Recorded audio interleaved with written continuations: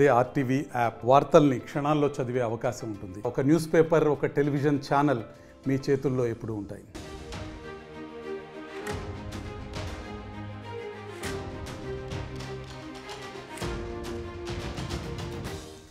అక్రమాస్తుల కేసులో అరెస్ట్ అయిన హెచ్ఎండిఏ మాజీ డైరెక్టర్ శివబాలకృష్ణ ఆస్తులు ఒక్కొక్కటిగా బయటపడుతున్నాయి.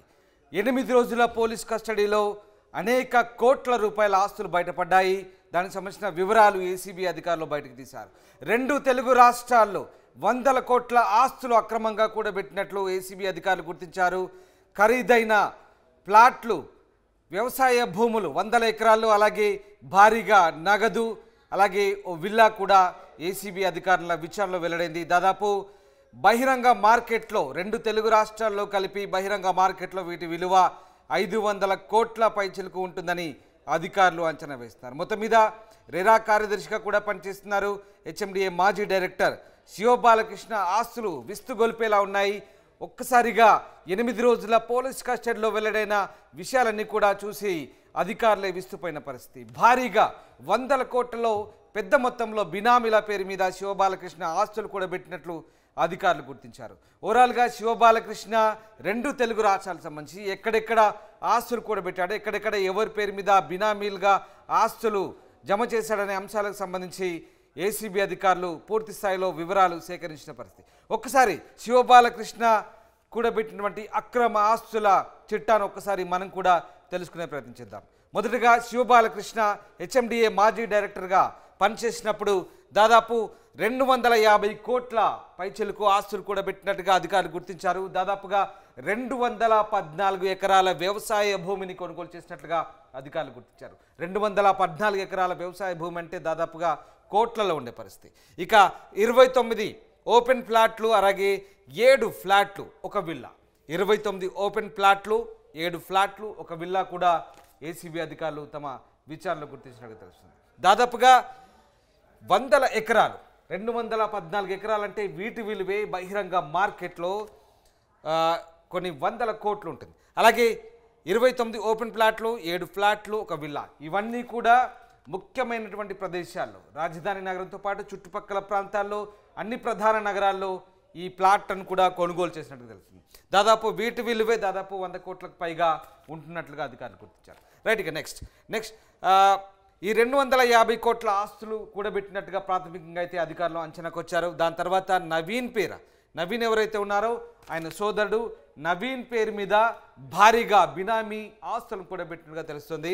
70% ఆస్తులు శివబాలకృష్ణ సోదరుడైనటువంటి శివ నవీన్ పేరు మీద దాదాపు 70% ఆస్తులు ఆయన బినామీగా చేర్చుకున్నట్టుగా తెలుస్తుంది. తెలంగాణతో పాటు ఏపీలో ఈ 2 తెలుగు రాష్ట్రాల్లో ఆయన పేరు మీద బినామీగా దాదాపుగా 70% ఆస్తులు కూడబెట్టినట్టుగా అధికారులు గుర్తించారు. అలాగే జనగామలో, ముఖ్యంగా హైదరాబాద్ తర్వాత వరంగల్పై గత ప్రభుత్వం ఫోకస్ పెట్టింది. వరంగల్ నగరాన్ని అభివృద్ధి చేసేందుకు గత ప్రభుత్వం ప్రణాళికలు రచించింది.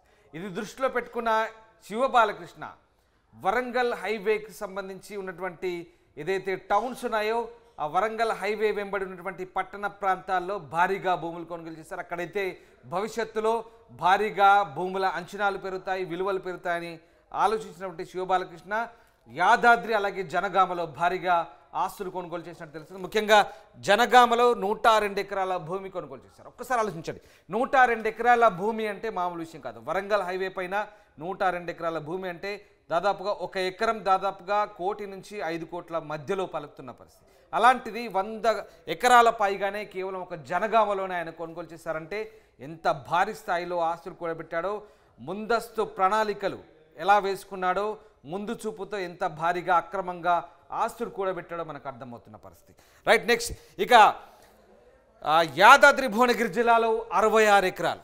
మీకు తెలుసు యాదాద్రి భువనగిరి జిల్లా టెంపుల్ సిటీగా మారిన తర్వాత హైదరాబాద్ పరిసర ప్రాంతాల్లో ఉన్నటువంటి యాదాద్రి భువనగిరి ఎంత హాట్ కేక్లా మారిందో అక్కడ భూములు ఎంతటి విలువైన భూములుగా రూపాంతరం చెందాయి.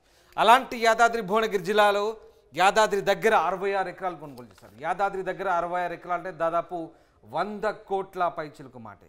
100 కోట్లు కాదు, అంతకంటే ఎక్కువగానే ఉంటుంది. ఎందుకంటే యాదాద్రి పరిసర ప్రాంతాల్లో కూడా 1 ఎకరం దాదాపుగా 5 కోట్ల వరకు పలుకుతున్న పరిస్థితి. అలాంటి యాదాద్రి ప్రాంతంలో 66 ఎకరాలు కొనుగోలు చేశారు శివబాలకృష్ణ. అలాగే ఇక్కడ నాగర్ కర్నూల్లో 38 ఎకరాలు, సరిగ్గా హైదరాబాద్ చుట్టుపక్కల ప్రాంతాలు ఇంకా తన అక్రమార్జనకు సరిపోదనుకున్నాడేమో ఏకంగా దక్షిణ తెలంగాణ వైపు కూడా అడుగులు వేశాడు శివబాలకృష్ణ. దక్షిణ తెలంగాణలోని నాగర్ కర్నూల్లో 38 ఎకరాల వ్యవసాయ భూమిని కొనుగోలు చేశాడు. అక్కడ కూడా 38 ఎకరాలు కొనుగోలు చేయడం అంటే మామూలు విషయం కాదు, అది కూడా కోట్లలోనే ఉంటుంది. ఇక రంగారెడ్డిలో 12 ప్లాట్లు. రంగారెడ్డి జిల్లాలో 12 ప్లాట్లు అంటే హైదరాబాద్ కోర్ ఏరియా అయినటువంటి రంగారెడ్డిలో ఒక్కొక్క ప్లాట్ విలువ ఎంత ఉంటుందో మీకు తెలుసు, దాదాపుగా కోట్లలో ఉంటుంది. అలాంటి రంగారెడ్డిలో దాదాపుగా 12 ప్లాట్లు కొనుగోలు చేశాడు. మొత్తం మీద హైదరాబాద్ చుట్టూ పరిసర ప్రాంతాల నుండి యాదాద్రి, నాగర్ కర్నూలు, రంగారెడ్డి ఈ 3 ప్రాంతాల్లో కూడా భారీగా వ్యవసాయ భూములు, ఓపెన్ ప్లాట్లు కొనుగోలు చేశాడు శివబాలకృష్ణ. వీటి విలువ కూడా 100 కోట్లలో ఉంటుందని అధికారులు అంచనా వేస్తున్నారు. నెక్స్ట్ రైట్, ఇక మెదక్లో సరే, ఇంకా దక్షిణ తెలంగాణ అయిపోయింది, హైదరాబాద్ చుట్టూ అయిపోయింది. ఇక మెదక్ వైపు చూశాడు, ఆయన కన్నుకు మెదక్ వైపు కూడా పడింది. మెదక్లో కూడా 2, అలాగే మేడ్చల్లో 2 ప్లాట్లు కొన్నాడు, సంగారెడ్డిలో 3 ప్లాట్లు కొన్నాడు, సిద్దిపేటలో 7 ఎకరాల భూమి. ఇక సిద్దిపేటను కూడా వదలలేదు, సిద్దిపేటలో కూడా 7 ఎకరాల భూమిని కొనుగోలు చేశాడు శివబాలకృష్ణ. సిద్దిపేట కూడా చాలా హాట్ కేక్ లాంటి ప్రాంతమే, ఎందుకంటే రాజధానికి దగ్గరగా ఉంటుంది. అలాగే స్వయంగా అప్పట్లో అప్పుడు ముఖ్యమంత్రిగా ఉన్నటువంటి కేసీఆర్కు సొంత ప్రాంతం, అలాగే గజ్వేల్ నియోజకవర్గానికి దగ్గర ప్రాంతం కావడంతో ఆయన దృష్టి అక్కడ కూడా పడింది. అక్కడ కూడా 7 ఎకరాల భూమి కొన్నాడు. సిద్దిపేటలో దాదాపుగా 1 ఎకరం ₹1 కోటి వాల్యూ చేస్తుంది. దాదాపుగా దూర ప్రాంతం అయితే, ఇక పట్టణ ప్రాంతం దగ్గరగా ఉంటే అది కూడా ఎకరం నుంచి 5 కోట్ల, 1 కోటి నుంచి 5 కోట్ల వరకు కూడా పలుకుతున్న పరిస్థితి. అలాంటి సిద్దిపేటలో కూడా 7 ఎకరాల భూమి కొన్నాడు. సంగారెడ్డి కూడా హైదరాబాద్కు చాలా దగ్గర ప్రాంతం, పటాన్చెరు పక్కన ఉంటుంది, అక్కడ కూడా 3 ప్లాట్లు కొన్నాడు. మెదక్లో 2, ఇక మేడ్చల్ చెప్పనక్కర్లేదు, మేడ్చల్ అంటే దాదాపుగా హైదరాబాద్ అర్బన్ ప్రాంతం, ఇక్కడ కూడా 2 ప్లాట్లు కొన్నాడు. ఇలా శివబాలకృష్ణ దాదాపుగా ఉత్తర తెలంగాణ, దక్షిణ తెలంగాణ, అటు తూర్పు వైపు వరంగల్ వైపు, ఇటు హైదరాబాద్ పైన సంగారెడ్డి వైపు, దాదాపుగా ఈ అన్ని ప్రాంతాలను కూడా తన అక్రమ ఆస్తుల చిట్టాలు అన్ని ప్రాంతాల్లో విస్తరించిన పరిస్థితి కనబడుతుంది. నెక్స్ట్ ఇక మెదక్, మేడ్చల్ తర్వాత సంగారెడ్డి తర్వాత సిద్దిపేట తర్వాత ఇవన్నీ ప్రాంతాల్లో కూడా ఓవరాల్గా గుర్తించినటువంటి ఆస్తుల విలువ బహిరంగ మార్కెట్లో 500 కోట్ల పై మాటే అని చెప్తున్నారు. ఎందుకంటే బహిరంగ మార్కెట్లో ఎక్కువగా ఉంటుంది, ప్రభుత్వ విలువ కంటే బహిరంగ మార్కెట్లో వీటి విలువ దాదాపుగా 100 కోట్లలో ఉంటుంది. కాబట్టి ఇన్ని కోట్ల ఆస్తులను సంపాదించారు. ఒక్కసారి మీరు ఆ విజువల్స్ గమనించవచ్చు. శివబాలకృష్ణ ఇంట్లో దొరికినటువంటి నగదు, ఖరీదైన వాచ్లు, బహుమతిగా వచ్చిన ఖరీదైన వాచ్లు, అలాగే నోట్ల కట్టలు, శివబాలకృష్ణ ఇంట్లో స్వాధీనం చేసుకున్నటువంటి ల్యాప్టాప్లు, విలువైన ఎలక్ట్రానిక్ పరికరాలు, నోట్ల కట్టలు, ఖరీదైన వాచ్లు, ఇవన్నీ చూస్తుంటే కళ్ళు బైర్లు గమ్మే విధంగా ఉన్నాయి. ఇంత భారీగా ఆస్తులు కూడా పెట్టాడు. రెరా కార్యదర్శిగా పనిచేశారు. ఐఫోన్ చూడండి, ఐఫోన్ దాదాపుగా 30కి పైగా ఐఫోన్. ఈ వాచ్లు చూడండి, అన్ని డైమండ్ వాచ్లు, ఇవన్నీ కూడా విదేశీ గడియారాలు, ఇవన్నీ కూడా విదేశీ వస్తువులు.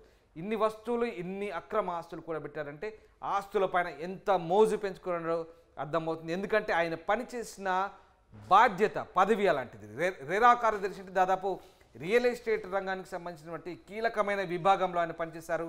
ఇక పైసలే పైసలు, డబ్బులే డబ్బులు. శివబాలకృష్ణ కూడబెట్టిన ఆస్తులకు సంబంధించిన చిట్టా నిజంగా ఒక్కసారి ఆలోచిస్తే కళ్ళు బైర్లు గమ్ముతున్నాయి. ఒక హెచ్ఎండిఏ స్థాయి అధికారి దాదాపు 500 కోట్ల నుంచి 1000 కోట్ల వరకు ఆస్తులు సంపాదించారంటే అది మామూలు విషయం కాదు. కొత్త ప్రభుత్వం ఏర్పడిన తర్వాత శివబాలకృష్ణ భాగోతం అంతా బయటకు వచ్చింది. శివబాలకృష్ణ అరెస్ట్ చేశారు. 8 రోజుల పోలీసు కస్టడీలో దాదాపు 100 కోట్ల ఆస్తులు ఉన్నట్లుగా ఏసీబీ కస్టడీలో అధికారులు గుర్తించారు. చూడాలి ఇంకా శివబాలకృష్ణ ఆస్తులకు సంబంధించి ఇంకా ఏమైనా ఆయన ఆస్తుల భాగవతాలు, బినామీ భాగవతాలు బయటపడతాయా, ఇంకా ఏమేం విషయాలు, ఇంకా లెక్కకు రాని అంశాలు ఇంకా ఎన్ని బయటపడతాయో చూడాలి. మొత్తం మీద ఒక అధికారి, ఒక అవినీతి చేప చిక్కిన తర్వాత ఇంత భారీ స్థాయిలో ఆస్తులు కూడబెట్టారనే అంశాలు బయటకు రావడంతో ఒక్కసారిగా తెలంగాణ అంతా కూడా చర్చనీయాంశంగా మారింది. ఇటీవలి కాలంలో ఒక అధికారి, ఇంత భారీ స్థాయిలో అధికారి ఆస్తులు కూడబెట్టాడనే విషయం ఒక్కసారిగా బయటపడడంతో ప్రస్తుతం అందరూ కూడా ఇదే అంశంపై చర్చించుకుంటున్నారు. ఇంకా ఎంతమంది అవినీతి అధికారులు ఉన్నారు, ఇంకా శివబాలకృష్ణ బినామీలు ఎంతమంది ఉన్నారు, ఇంకా ఎవరెవరు ఉన్నారనే కోణంలో కూడా ఏసీబీ అధికారులు ఆరా తీస్తున్నారు. వాళ్ళందరినీ కూడా అరెస్ట్ చేసేందుకు, వాళ్ళందరినీ కూడా అదుపులోకి తీసుకునేందుకు రంగం సిద్ధం చేస్తున్నట్టుగా తెలుస్తోంది.